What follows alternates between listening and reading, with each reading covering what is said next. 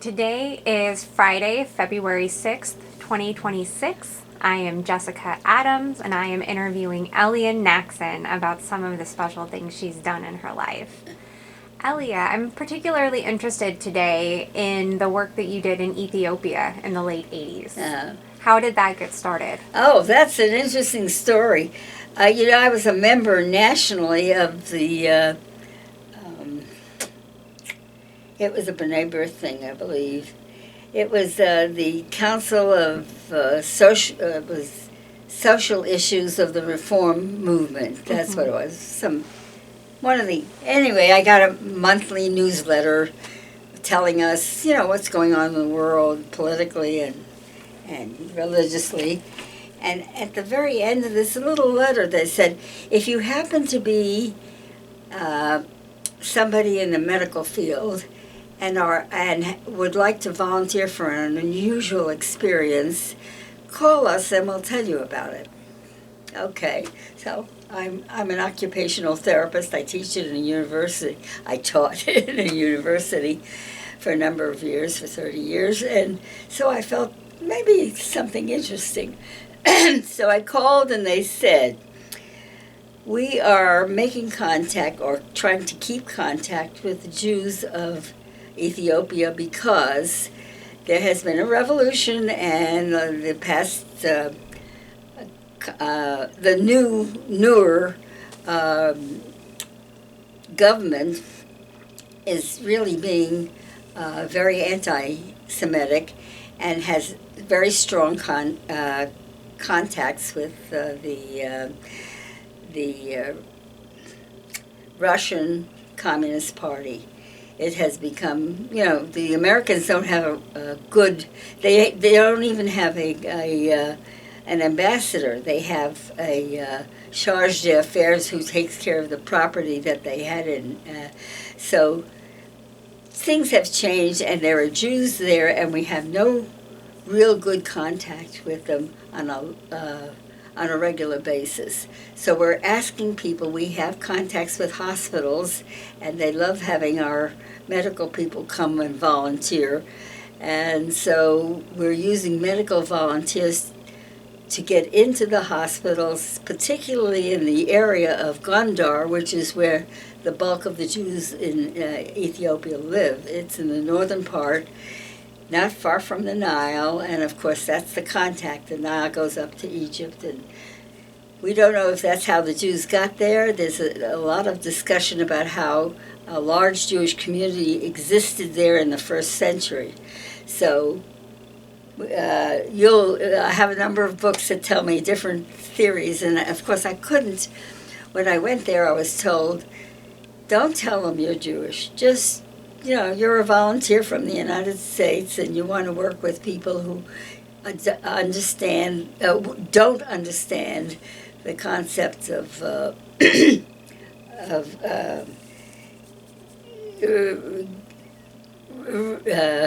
rehabilitation is the word I was looking for.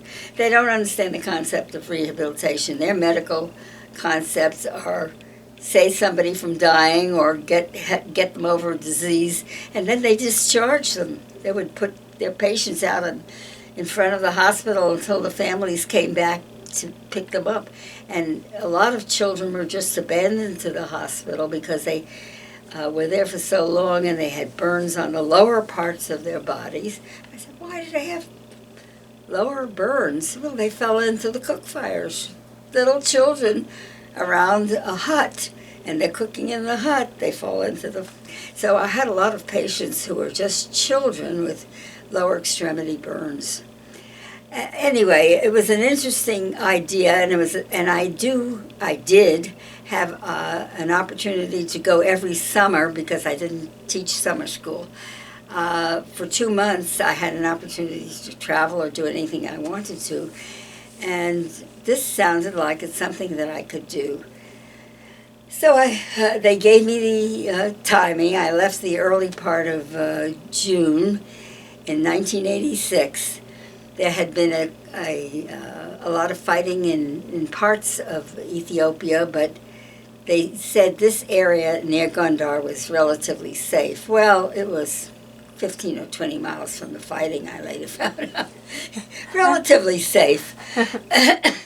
At any rate, that I would be there in the hospital, and I just have to either respond to people that I suspect might be Jewish, not necessarily identify myself as coming as a Jewish volunteer, and work in the hospital, find out what the conditions of the Jewish community are, what they seem to be, because, of course, I had to find out through all kinds of strange things. There were a number of it was also a medical school, so a lot of the students in the medical school, I just decided, because I just knew, were probably Jewish. There were a number of medical students there.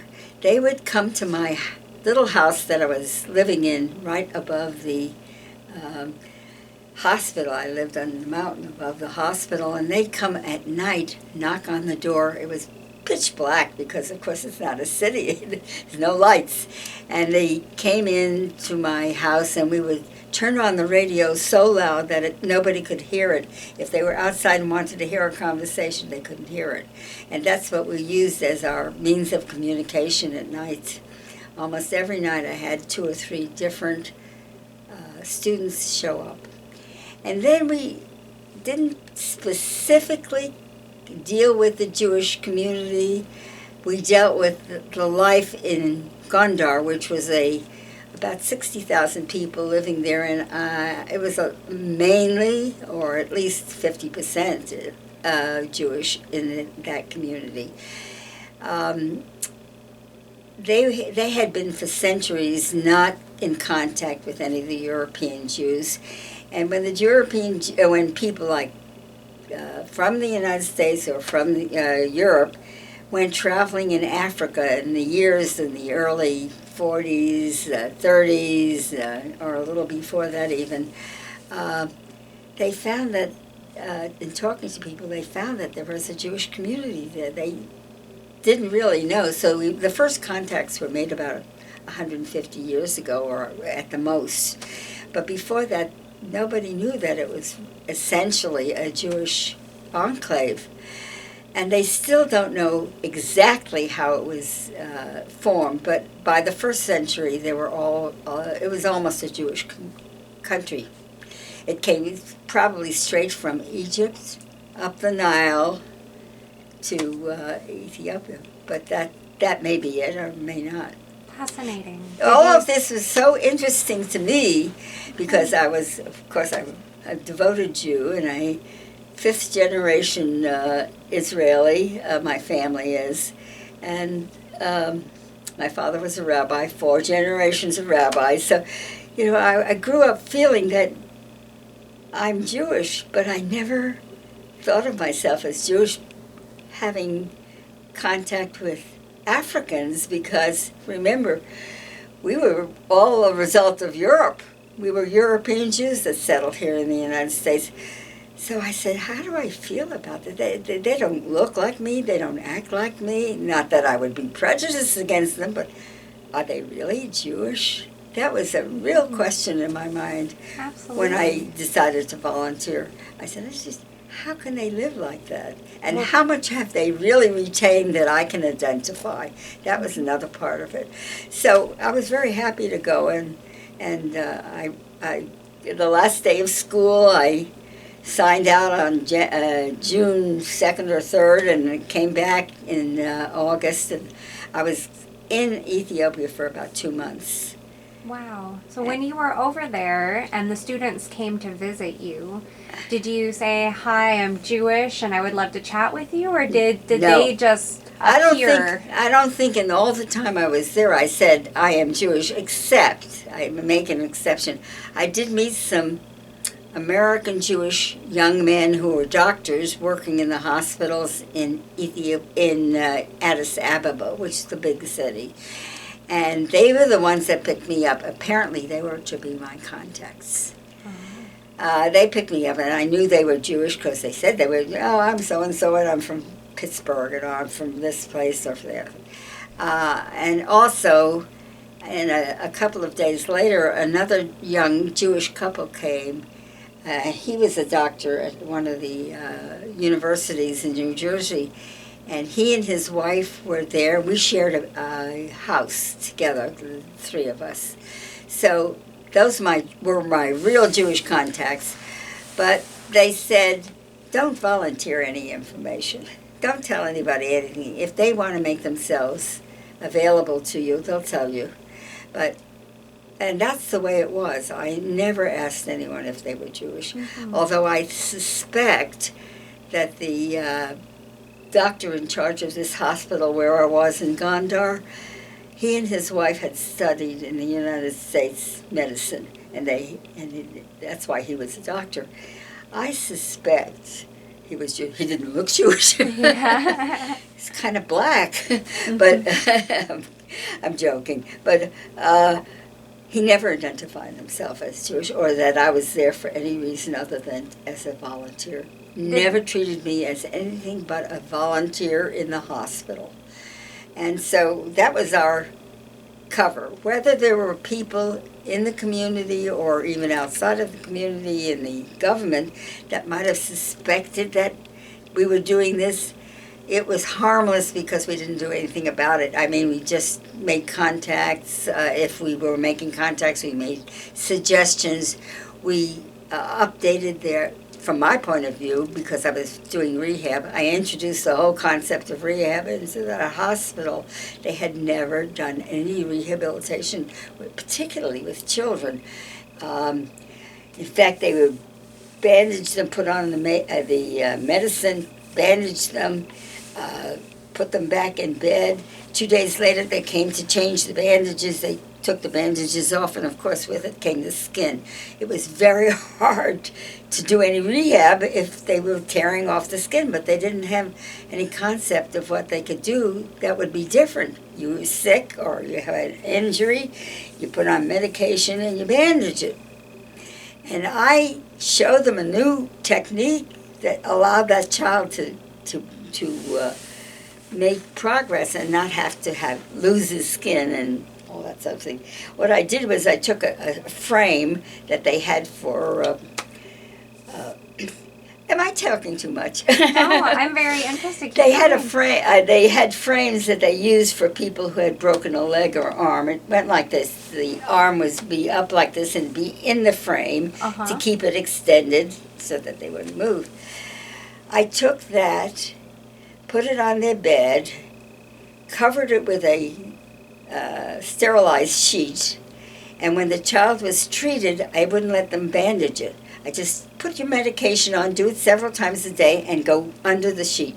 And the parent who usually sat with the child all through this would tell them stories, but they never, I didn't allow them to bandage it, so the skin did not come off. And as the skin started to develop, then we would let them out a little bit, but it was absolutely revolutionary because they didn't understand, or they understood, but they had no concept of what to do. Wow. So that was one of the things that I left with them. I left a lot of things. I made braces, and I made all kinds of things for people that they had never seen before.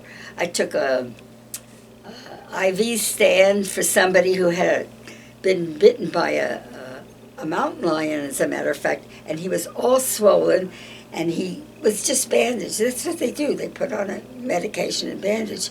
And I wanted his arm elevated.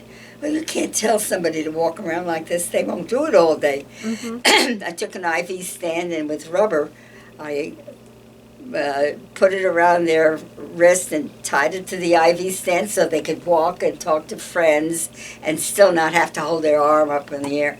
I mean, to me, that's a very simple kind of thing to do, because we understand that in this, but they had no concept of rehab. Amazing. It was absolutely revolutionary for me. And there were, in every area of the hospital with rehabilitation, they invited me to sit every morning and with the staff, because if they were talking about something that they were dealing with, and they would look to me. It was interesting because the staff was German speaking. They were from East Germany. They were sent there, and the students knew, of course, their own language, but they knew English because the books that they used were English, American, or English books of medicine, and the Germans had to speak English with an accent to these, and they didn't really understand one another. They did not understand one. So I found that I was sitting in the middle of this group of students and their teachers, and they would look to me to translate. Mm-hmm. I mean, I knew English, I knew a little, I didn't know their language, but, and I knew some German. Fortunately, I had studied German. So it was, I felt so important. Yes. I didn't think I was going to be making such progress. It was very rewarding for me professionally, as well as the fact that I was in a Jewish area that I never expected Jews to be living like this in the world in the 19th century, 20th century. Was the Jewish community, from what you witnessed being in Gondar, was the Jewish community, was it overt? Were there synagogues? Were there practices that you were familiar with? How did it look different? No, there were practices that I was familiar with, but it was really a 3rd century, 4th century kind of lifestyle. The people who, now there were some Jews like the doctor who ran the hospital who had somehow gotten some kind of education and what their public education was and had been in the United States. There were just really intelligent people because they chose their best students to come to medical school. Mm-hmm. And I met their families, and often they were married. The men, there were no women doctors, but the men were married to nurses, many of them, and they were also, I believe, Jewish. Mm-hmm. You can't tell by looking at them because they didn't look like them. Mm-hmm. But they were people who were living in the 20th century. They wanted to know more. Mm-hmm. They were interested in what was going on in the medical field that I could deal with. I mean, I can't talk about every doctor that I could deal with. They were interested in how do people live in the United States? Things like that. They would ask questions, and I would say, well, for my group of people, and I never said Jewish, for my group of people, it's always what we called middle class. That is, they probably were working at something, had an advanced lifestyle. Their children went to school. It was relatively free, and I talked about the freedom in the United States because they had a communist country. I talked about whatever they asked questions, I could always turn and answer because I tried to be. I never made up anything. Mm-hmm. I mean, when they asked me somebody one time, it was not Jewish. He wasn't Jewish. He was with the police department there. He asked me, he says, "Do you have a religion?" And I said, "I'm a Reconstructionist," which was true. I was a member of the Reconstructionist movement in Israel. I mean, in the United States. So I never tried to lie about anything, but I was evasive in a lot of things because I didn't want to discuss it. We were told not to discuss it because we didn't want it open. If it became open, they wouldn't let us in the country. Mm-hmm. The ones who let us in the country, some of them were in the political field, and I think the ones who arranged for that were Jewish. I suspect. Mm-hmm. I never knew that. Nobody identified themselves as that. And there was no American ambassador there, but there was a charge d'affaires who lived in Addis, and he kept track of anything that was like property that was owned by the United States or schools that they had established and things like that. He was in charge of that, and I spent time with him, and I would report to him a lot about what we're finding out about Gondar and the people in Gondar. And it was always bits and pieces. I met some other young Jewish people who are, for instance, volunteers for agriculture. And they were working with the government in agriculture, but they were Jewish. I know they were Jewish. Do you suspect that they were in a similar situation as you? Yes, we never discussed it. I would say, yeah, in fact, they really identified themselves. I didn't, but they knew I was Jewish. I would say, where have you been lately? Where have you been lately? Which areas have you serviced in agriculture? And they told me a lot of them were Jewish communities. Small Jewish communities living, I would say, maybe 50 families, 50 to 100 families in a community. And they would have names like Sabado, Sabbath. Or they would have a name like, they would have names that obviously were very Jewish to me. But on the other hand, the language of the country is Semitic. So it could be that they were just repeating one of their Semitic names, like Morning Time or something, whatever the name was. That was interesting to me, that there were so many things that I could identify being Jewish, but it could be just the Semitic background of the people who lived there. I think there was a lot of intermarriage in all the years since they came, let's say first century, since first century to the 20th century there. I'm sure there was a lot of intermarriage. But some of the customs were interesting. The holidays, a lot of the holidays was spent out of doors in the mountains. They would have like a ceremony or a meal or something, not in their homes. This is in the villages I'm talking about. I did witness some of those things. The other thing that surprised me, that they liked raw meat all over the country. But when I saw them eating meat, they didn't mix it with anything else. I don't know if it was accidental or taste, or the sense of taste, but they didn't use any cheese with it or anything like that. They ate a lot of raw meat and bread, or their bread, which is injera. It's a flat pancake. So, I mean, there were things that I could identify as being part of their background, but I didn't specifically say that they said it was Jewish. There were a number of them who had, because of contacts in the last century, had learned to read and write in Hebrew, which is entirely different. I mean, they could read our books. But I guess there were one or two people who acted as kind of like rabbis in their community and would teach some of the kids who were interested. I never found where I was. Now, in the large cities, I think that there had been more formal schools for Jewish children, but not where I was. There wasn't anything formal. I never saw a synagogue there.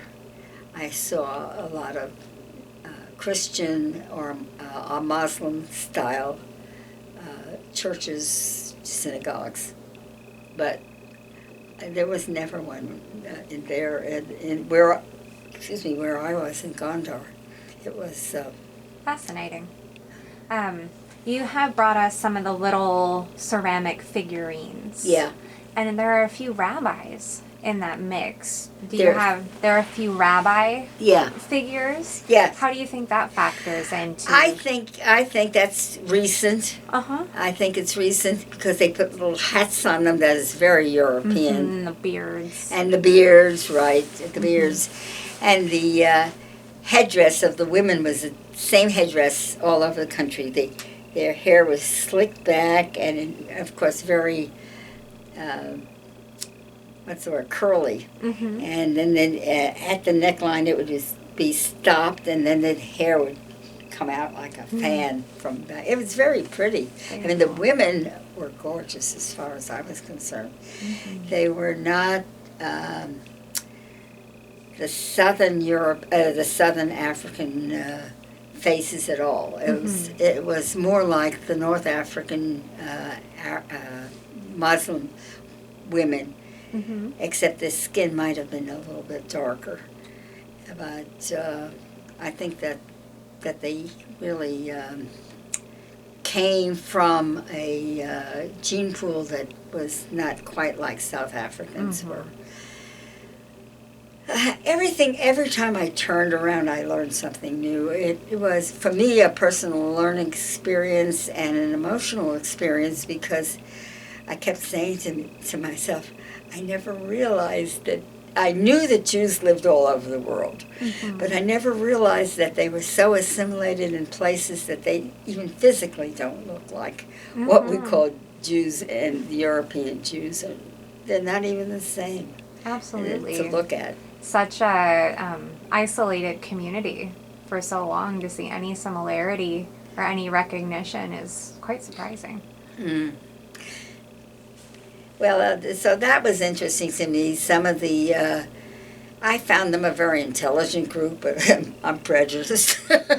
No, I mean, they learned quickly, and they were very family-oriented. There was not a lot of socialization there. Families stayed together, and their socialization was dinner with the family or outing with the family, but I'm talking about the doctors and nurses. The patients, I never saw much of their family unless they were children, and the parents would, one of the parents at least, would stay with the child in the hospital. The hospital fed them along with the others. I mean, they knew that they didn't have access to food. So when they brought food for the child in the bed, they also brought food for the adults. And making food, I have pictures that are amazing. I wish they had cleaned their uniforms. They were dirty as it could be. But they made the food in large quantities and brought it to each of the areas and doled it out to the patients. It was adequate. There were a lot of beans and vegetables and injera, which is a pancake made of a type of seed, and some bread and rice. I mean, that was 90% of what they ate. I lost 10 pounds in 2 months. It would have cost me a fortune to go to a fat farm. But and we did have a something to sterilize our water So we were very careful. I didn't want to get sick, and I didn't want to pick up anything from one of the patients, so I was very careful. I mean, as much as I could be. And it was interesting, like when I'm working with a patient who has problems walking and being able to do their activities of daily living. In this country, I didn't worry about whether they could go to the bathroom or not. They don't have bathrooms in their house. How does somebody who can't walk use toilet facilities? They have to go outside and dig a hole. I mean, that was part of what I had to do, is work with them, to work with the families. Sometimes I had to get them large plastic cans and provide it for the family when they went home. They could use the large plastic pans or buckets. They didn't have that.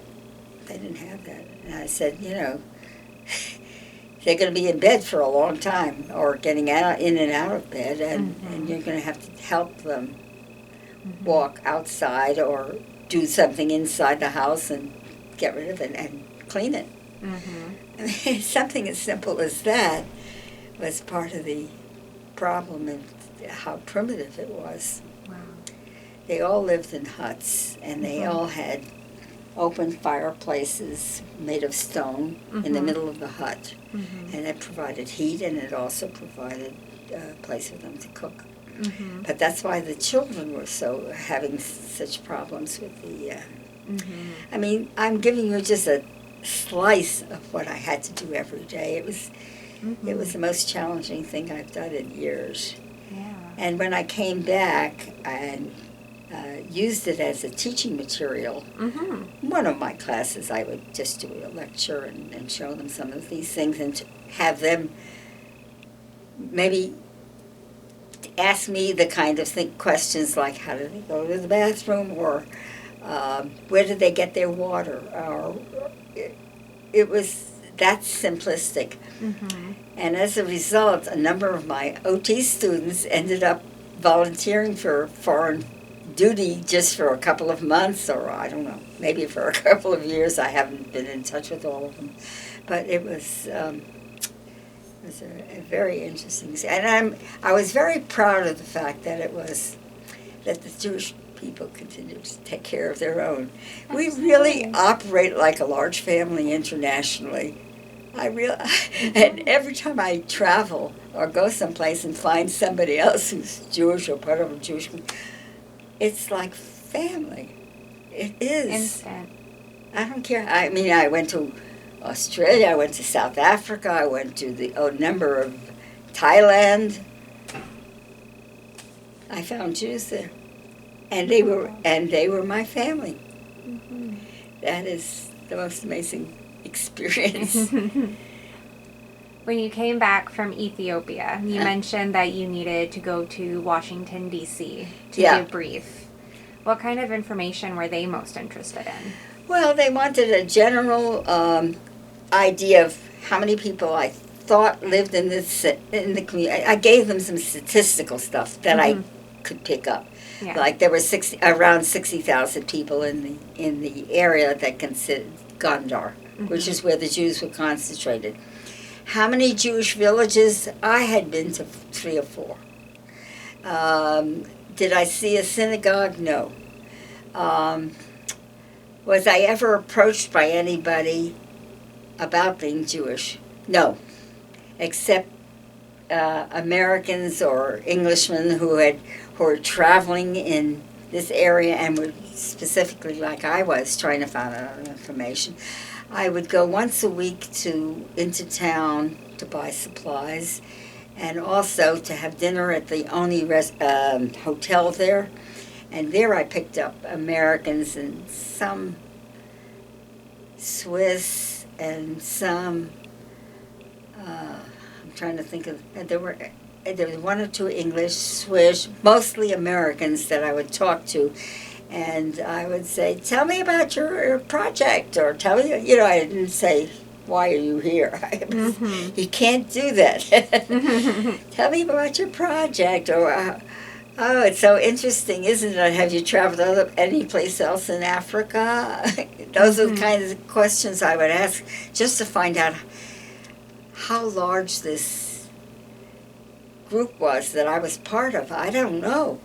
I really did not know. There were a number of non-Jewish therapists that sent me notes before I got there. Not before I got there. When I got there, it was waiting for me. Notes about things I should look for, which was very helpful. They said you can find things like IV poles and things like that I would be able to get at the hospital. And they said the woodworking shop was very helpful. They made crutches. They made all kinds of things that I had to have made because they couldn't buy it. A lot of things were just made by hand or by us. So those notes were, and they were not necessarily from Jewish people, by the way. The volunteers were not all Jewish themselves. Although most of them were. There were a lot, I shouldn't say a lot, but particularly when I went to Addis Ababa or went to a hotel where I would find Europeans or Americans, I sensed that a number of the people that were there fact-finding for fundraising corporate groups. In other words, they weren't. I was in the hospital, so I was making contact directly. They were making contact in terms of how do we get money in there? How do we get government people in there? And of course, that was not my role at all.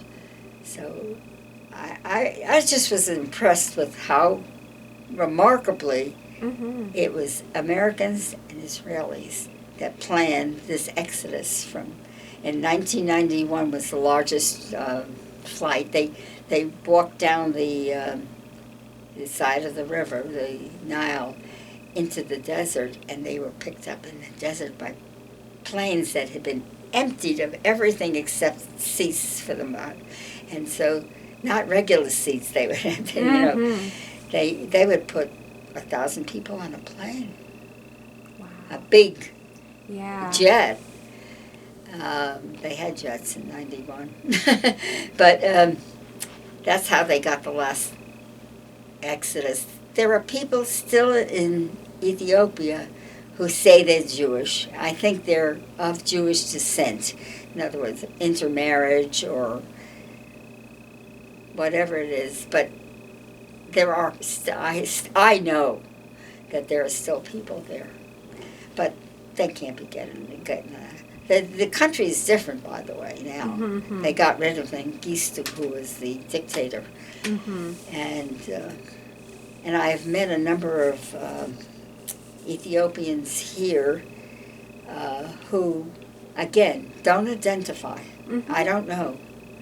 I mean, they come up. I must tell you, I go to an Ethiopian restaurant, and when I walk in the door, the two women who own this restaurant come hugging me as if I'm family, as if they've known me for 50 years. I've only known them as a customer, but they know my story. It's amazing. It is amazing. Family. Yeah. It was quite a memory, and it reinforced my feeling of family, Jewish family, which I was always raised in a very Jewish environment, so it's just, I'd love to go to some of the other places where Jews have been for thousands of years and see how they live. But at 98 years of age, I can't exactly travel like that anymore. Oh, I bet you could. If anybody could, it would be Oh, you. God.